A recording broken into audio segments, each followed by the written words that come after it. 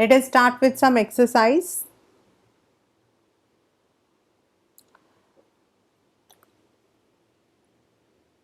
Climatic change. Now the options you have been given. You have been given the options here: is, was, were, has. Right? Some climatic change dash one of the hotly contested debates.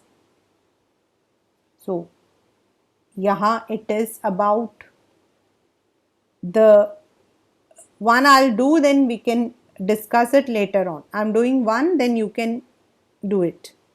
So yahan par we are talking, and this is an article. It is not about the past.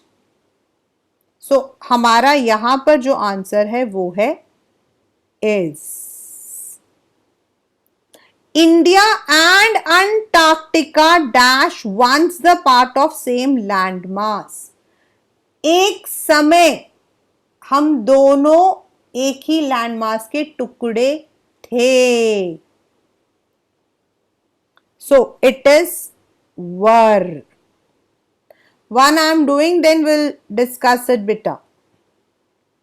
To visit Antarctica now.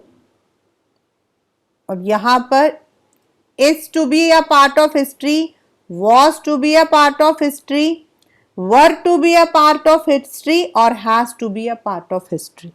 So the right is has to be a part of history. अब Antarctica जाना जो है वो एक part है.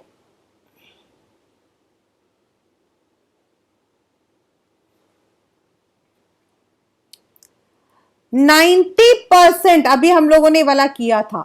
90% of the earth total ice volumes. ये percentage है total ice का. 90% is stored there. Antarctica dash her simple ecosystem.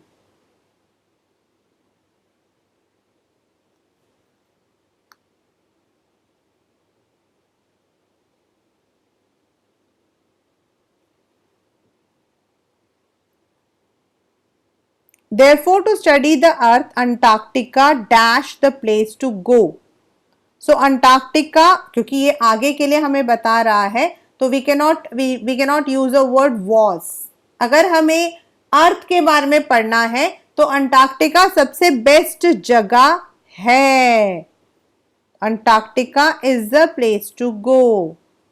Antarctica dash devoid of any human markets.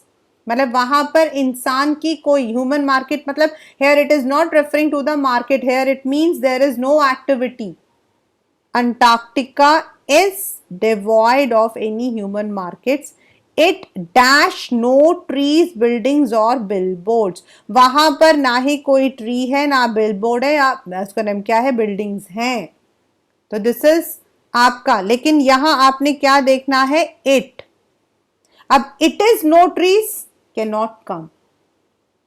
It was no trees can not come. It के साथ वर लग नहीं सकता है. And it has का मतलब क्यों है, वहां है. It poses. तो it has no trees, buildings और billboards. So thus we see the verb and subject concord.